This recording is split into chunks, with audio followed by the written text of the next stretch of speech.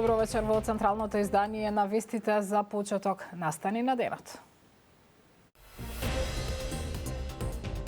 Кривична за екс-градоначалникот на Сарај и за уште 7 мина за злоупотреба на градежно земјиште. Блерин Беџети обвинува за политички прогон. Господинот Мицковски и Меджити да се отргнат од злоупотреба на државните органи. Правдата мора да биде наш императив и така ќе се однесуваме. Ке останат ли мистерија причините за смртта на 37 годишната Елена, чие семејство обвинува за лекарска грешка? Во овој случај без обдукција тешко да нешто ќе може да се направи. Филипче го предложи Александар Трајановски за подпредседател на партијата. Ги негира наводите на ВМРО ДПМН е дека екс-блиски соработници му го завртеле грбот. Тие се занимаваат со такви, би ги нарекол, кафански муабети. Нема минимална плата пред законскиот рок во март. Владата стравува дека тоа ќе предизвика масовни отпуштања во компаниите. Ќе мора да ги отстранат од работните места тие работници што ги има. Кривична пријава за екс-градоначалникот на Сарај Блерин Беџети и уште 7 мина поради злоупотреби со градежно земјиште поднесе финансиската полиција. Групата, во која се и поранешни општински секретари и раководители, финансова ги сомничи дека одобриле градба на место каде што воопшто не постои урбанистички план. Со овие дејствија, фирма се стекнала со противправна имотна корист од 1,7 милиони евра. Дејан Трајковски со деталите. Екс-градоначалникот на Сарај и актуелен пратеник од ДУИ Блерин Беџети и уште 7 негови општински соработници, меѓу кои надзорен инженер од град Скопје, добија кривични пријави. Според финансова полиција, осумината се под сомнение за злоупотреба на службената положба и овластување, како и за несовесно работење во службата и фалсификување или уништување на деловни книги. Како што се наведува во нивното соопштение, тие изготвили извод од ДУП за место каде не постои урбанистички план, со цел инвеститор од село Глумово Сарај да добие целосна потребна документација за да може да го изгради објектот, пошто тој се стекнал со противправна имотна корист од 1,7 милиони евра. Постојат основи на сомнение дека пријавените лица вработени во општина Сарај, иако биле свесни дека за катастарската парцела не постои донесен ДУП, со пречекорување на своите службени овластувања изготвиле и одобриле извод од план и одобрение за градба со невистинита содржина, како и пресметки за надоместок за уредување на градежно земјиште спротивно на законските прописи, а надзорниот инженер извршил технички преглед на објектот и изготвил завршен извештај со невистинита содржина. На овој начин пријавените лица злоупотребувајќи својата службена положба и овластувања, како и несовесно вршејќи ги своите должности, му овозможили на правниот субјект Азра Идрис Доел село Глумово, Скопје, Сарај, да се стекне со противправна имотна корист во износ од 108.648.840 денари. Стои во соопштението од финансова полиција. Од обвинителството за Канал 5 посочија дека пријавата оттаму е примена и дека веќе се преземаат дејствија на проверка. Станува збор за злоупотреба на државни органи за политички прогон, порача екс-градоначалникот Блерин Беџети за Канал 5 по кривичната пријава. Според него, актуелната власт има заложба да ги прикаже функционерите на ДУИ како лица кои не работеле според закон и дека станува збор за антиалбански став. Тој вели дека ќе остане на страна на правдата, транспарентноста и граѓаните. Ево уште еднаш повикувам до господинот Мицковски и Меджити да се отргнат од злоупотреба на државните органи. Јас и порано и во претходни влади сум имал вакви случаеви каде што иницирале, но никогаш не се покренале вакви постапки, бидејќи повеќе од очигледно е дека се работи под политички диктат. Премиерот Мицковски пак посочи секаде каде што постои основано сомнение по истото ќе се постапува и дека борбата со криминалот останува приоритет на владата. Останатото, вели, е на обвинителството и судот. Ние од самиот почеток рековме дека секаде каде што постои основано сомневање, кој што е подкрепено со докази, ние како влада ќе делуваме. Нема да правиме тоа естрада, нема да упаѓаме дома со специјални единици.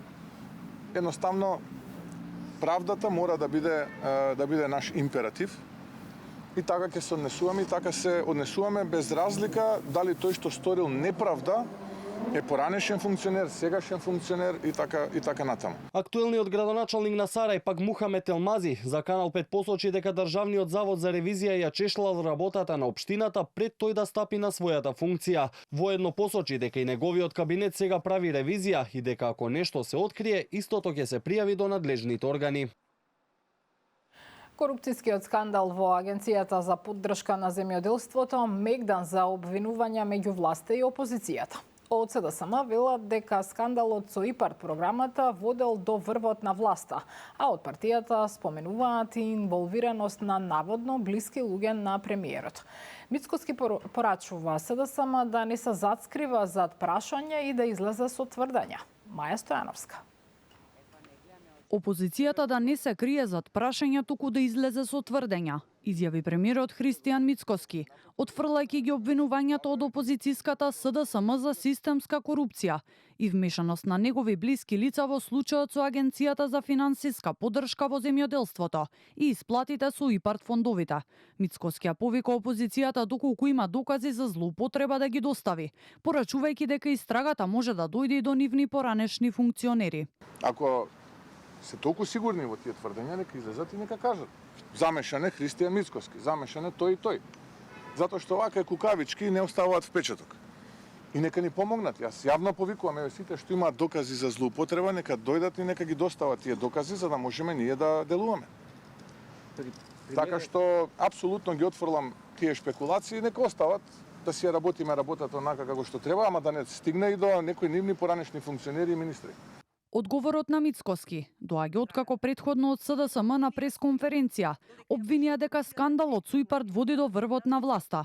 Оттаму прашуваат дали кумашинот на премиерот вршел притисоци врз вработени во Министерството за земјоделство за распределба на средства за субвенции и концесии, повекувајќи се на свиркачи. Од партијата обвинуваат дека без одобрение на сопругата на кумашинот не се пуштала ниту една исплата на парите од ИПАРД. Од СДСМ бараат обвинителството да ја прошири истрагата, а лидерот на партијата Венко Филипче случајот го нарече срам пред Европа за нашата земја. Целиот систем е зафатен од мрежи на корупција контролирани од врвот на ВМРО-ДПМН. За жал, сето ова во овој сектор оди на директна штета на нашите земјоделци. Кој од оваа власт се практично уништени. Очигледно е дека земјоделците се и биле под постојан притисок на уцени и корупција за секоја работа која што требале да завршат во институциите. Претходно поранешниот министар за земјоделство од редовите на СДСМ Љупчо Николовски побара од државата да достави акциски план до Европската комисија за деблокада на средствата од ИПАРД програмата. Според Николовски во моментов е блокиран целиот буџет од 130 милиони евра, а директно се погодени над 180 инвестиции. Но актуелниот министар Трипуновски одговори дека политичката кариера на Николовски е завршена и дека самиот треба да го повика обвинителството да го истражи неговото незаконско работење во времето кога бил министар. Причините за смртта на 37-годишната Елена Ѓоргиевска, која почина дома непосредно по 2 операции на дигестивна хирургија, а зашто семејството обвинува за лекарска грешка, може да остане мистерија поради неизвршената обдукција. Директорот на судска медицина Станков вели има многу слични случаи кои останале неразјаснети. Според него, ексхумацијата на телото е возможна, иако тоа би бил задоцнат процес. Миријана Мирчевска-Јовановиќ. Обдукцијата е важен доказ кога настапува смрт, кај човек под одредено сомнение дека има лекарска грешка, како што е случајот со 37-годишната Елена Ѓоргиевска, објаснува директорот на судска медицина Александар Станков. Во овој случај, бидејќи пациентката починала дома, веднаш по излегувањето од болница, семејството требало да ја укаже на брзата помош заради сомнежите што ги имале за целиот процес на лекување или да се јавеле во полиција. Во овој случај е неопходно да се направи обдукцијата за да се утврди причината за смрт, за да може понатаму да се даде мислење за евентуална поврзаност помеѓу постапките на лекарите и причината за смрт, односно влошување на здравјето кое што би довело до смртен исход. Во овој случај без обдукција тешко да нешто ќе може да се направи или да се направи некое вештачење, бидејќи ќе немаме одговор на главното прашање. Станков објаснува дека многу случаи каде што имало сомнеж за погрешно лекување останале мистерија, бидејќи не била направена обдукција. Во ваков случај може да се направи ексхумација по барање на семејството преку адвокат до обвинителството. Ексхумацијата ни близо не ги дава оние резултати кои што би ги дала обдукцијата и ризикот е многу поголем да не се најде ништо заради тоа што се поминати веќе 2 недели од смртта и трулежните процеси се развиени. Според извештајот на ДСЗИ, направен врз документацијата за целото лекување, не потврдија неправилности. Директорот на дигестивна хирургија, доктор Огнен Костовски, иницирал дисциплинска постапка. На клиниката е формирана комисија, од каде треба да се видат конечните извештаи и станува збор за изолиран случај. Комисијата ќе биде сочинета од 3 лекари. Семејството на Елена смета дека има лекарска грешка во целиот оперативен процес и дека иако здравствената состојба била критична, таа на 1 ноември била пуштена дома и починала истиот ден.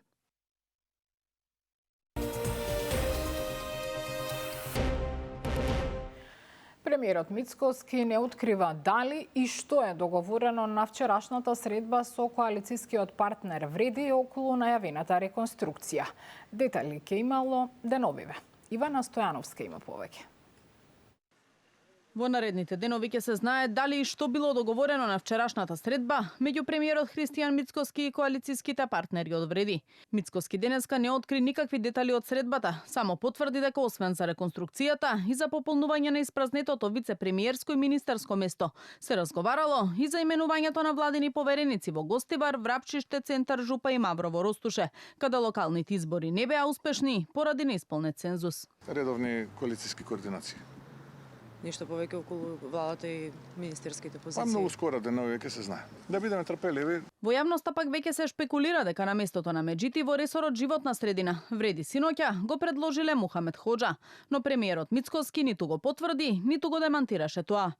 Во однос на најавената владина реконструкција пак веќе се споменуваат имиња на министри и од Влен, и од Знам, и од ВМРО ДПМНЕ. А според шпекулациите, најмногу треба да стравуваат министрите за образование и правда, Весна Јаневска и Игор Филков. Меѓу имињата кои се споменуваат деновиве кои би можеле да претрапат промена на ресорот и министерот за економија Бесар Дурмиши, кој пак денеска порача дека тоа било само шпекулација. Но ниту тој не откри дали ќе има рокади во министерските позиции и дали со реконструкцијата ќе бидат опфатени и заменици министри. Шпекулации се. Немам информации дека има такви иницијативи за менување на кадровските ресори или разрешување или менување. Министерството за економија целосно сум фокусиран на реализација на приоритетите што ги имаме утврдено со граѓаните овие 18 месеци. Владината реконструкција, како што веќе е најавено, ќе следува по завршувањето на редовниот партиски конгрес на ВМРО ДПМНЕ, закажан за 6 декември. А лидерот на СДСМ Филипче го најави првото освежување во раководството. За подпредседател го номинира кандидатот за градоначалник на општина Аеродром Александар Трајановски. Наводите на ВМРО ДПМНЕ дека понудил функција на екс-градоначалник, но бил одбиен, ги нарече кафеански муабети. Јана Јосифовска. Александар Трајановски ќе ја замени Ана Чупеска на подпредседателското место во СДСМ. Ова е предлогот на партискиот лидер Венко Филипче, кој вечерва ќе го номинира пред извршниот одбор на партијата, а се очекува да биде прифатен и од другите високи партиски тела. Предлогот за подпредседателското место за доктор Трајановски, кој беше кандидат за градоначалник во општина Аеродром, е првиот потек на Филипче за кадровските промени во партијата и раководството, што ги најави по изборниот пораз на локалните. Филипче побара трпение од членовите и симпатизерите и најави дека партиските промени ќе продолжат. На подпредседателската позиција ќе го номинирам докторот Александар Трајановски, кој моментално е член извршниот одбор, исклучително посветен човек на партијата, човек кој имаше одлична кампања, привлече многу внимание и сметам дека ова ќе биде значено кадровско заекнување на ова ниво на партијата за сите останати чекори, како ќе доаѓаат, ќе ја информираме јавноста. Од ВМРО ДПМН пак и денеска го обвинија Филипче дека нема кредибилитет да ја води партијата, а негови блиски соработници, како што велат, секојдневно му вртат грб и одбиваат да се дел од партиското раководство, заради како што тврдат неговата близкост со Заев. Во јавноста веќе се потврдува и нашата информација која ја добивме од Бихачка.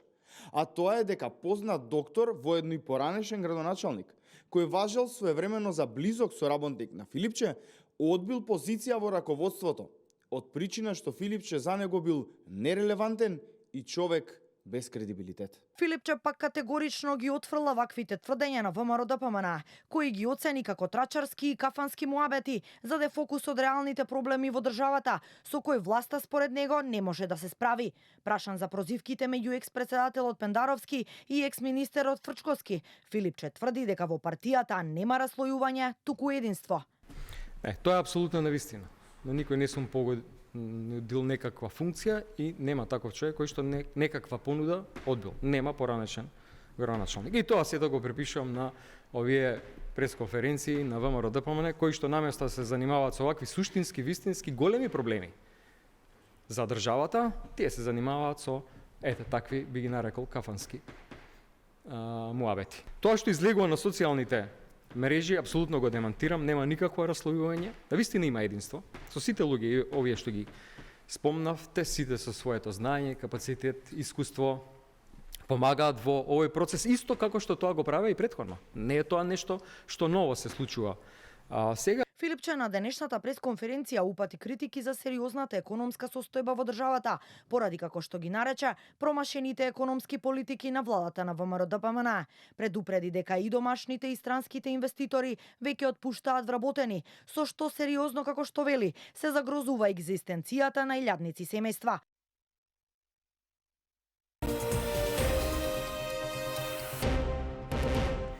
И по 6 месеци од пресудата, двајца од осудените во случајот Дурмо Турс не почнале да ја одслужуваат затворската казна.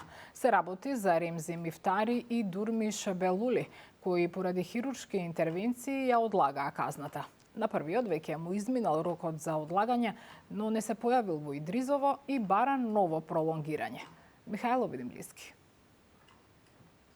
И 6 месеци по правосилноста на пресудата за автобуската несреќа кај Ласкарци во која загинаа 16 патници, двајцата прво обвинети се уште не се во затвор. Ремзи Мифтари, одговорниот за транспорт во Дурмо Турс, пред една недела требало, но не се појавил во затворот во Идризово да ја издржува 10-годишната затворска казна, која досега ја одложуваше поради здравствени причини, односно операција на хернија. КПУ Идризово во петокот на 7.11.2025 година испрати известување до судијата за извршување на санкциите во Основниот суд Гостивар, дека правосилно осудениот Ремзи Мифтари не се јави за одлежување на казната според дадениот рок во упатениот налог од судијата.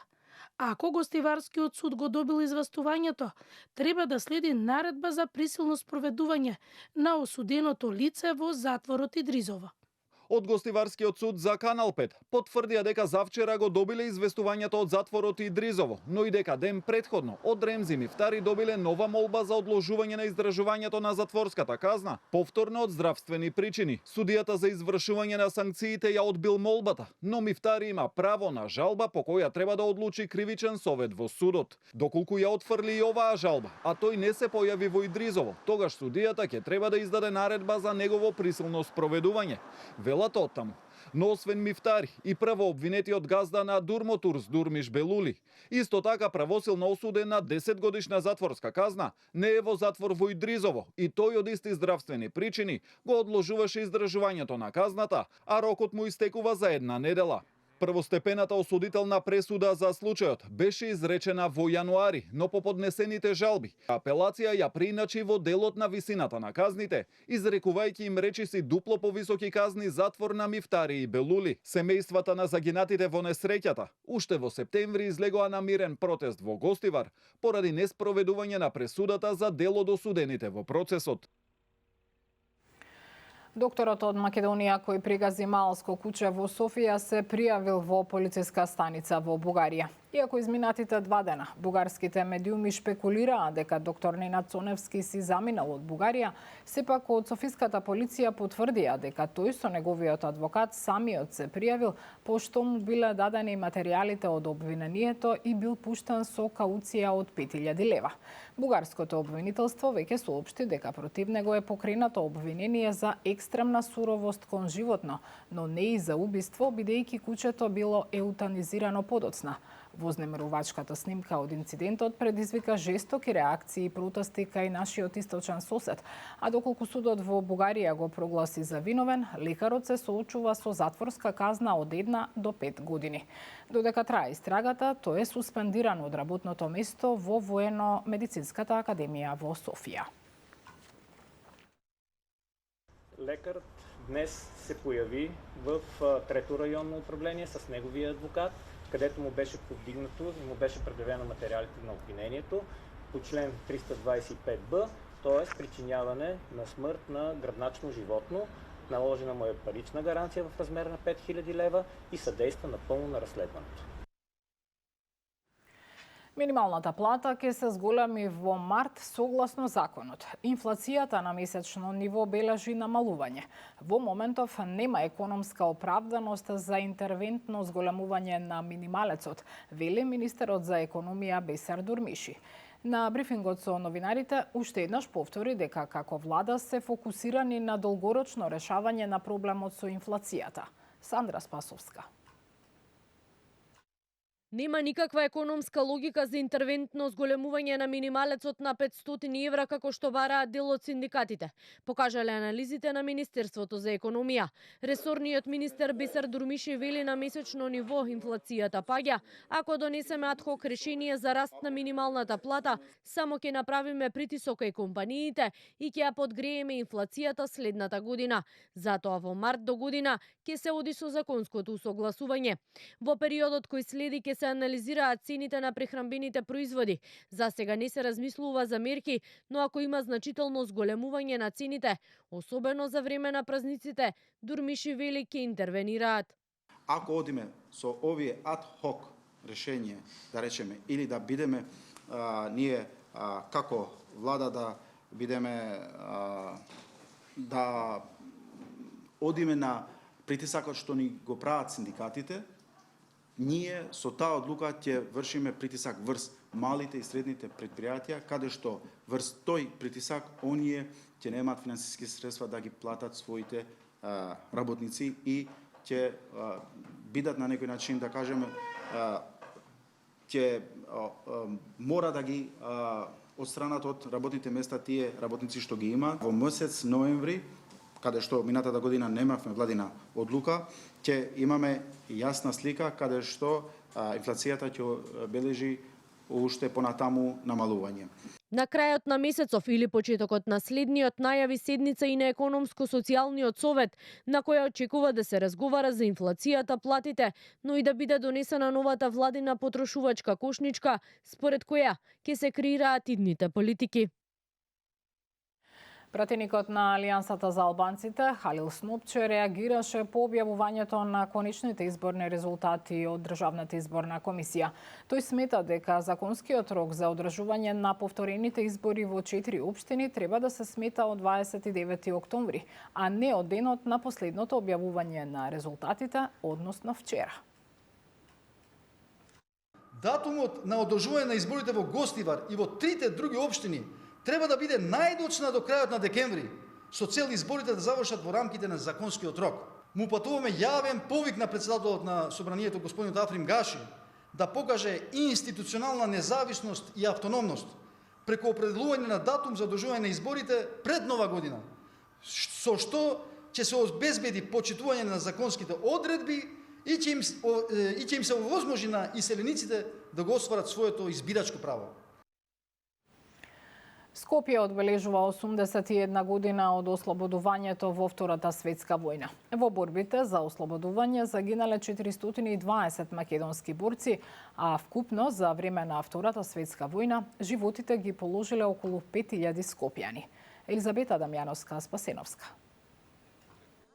81 година, слободно Скопје. 13 ноември останува врежан во меморијата на Скопјани како ден кога градот го вдиши првиот зрак на слободата по долгите години окупација. Во знак на почит и сеќавање за борците од НОБ, кои го дадоа животот за нашата слобода. Денеска бројни делегации се поклонија пред споменикот на ослободителите.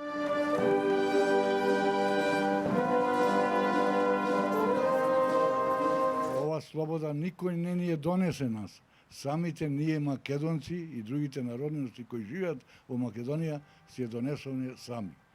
Токму овие датуми не подсетуваат дека дел од нас биле, се и ќе бидат символите на непокорот, на борбата и на љубовта кон нашето Скопје.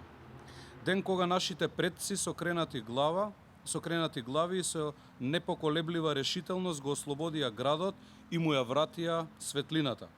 Тие не чекале некој друг да го направи тоа за нив. Тие ја зеле судбината во своји раце. На свеченоста беше и единствениот жив сведок меѓу присутните, но и деца на борци кои го пренесоа сведоштвото од борбата за слободно Скопје. Ослободувањето од денешка перспектива го доживувам величенствено, бидејќи на вистина мора овој датум да го цениме, затоа што илјадници животи се положени за ваквиот светол датум. Овој ден е многу значаен за целото, за сите граѓани од Републикава. Треба да сме горди што нашите предци, херои загинале, ги дале своите животи за денеска ние да живееме слободно како ние и помладите генерации. Но градот убав, опеан во песните низ годините, беше соочен и со низа други предизвици. Уште од урнатините на земјотресот во 63-та, па дури и од политички инает, поделби и политички пресметки на сметка на скопјани. Дека Скопје е љубов и инспирација е доказ потегот на австриецот Гералд Шопфер.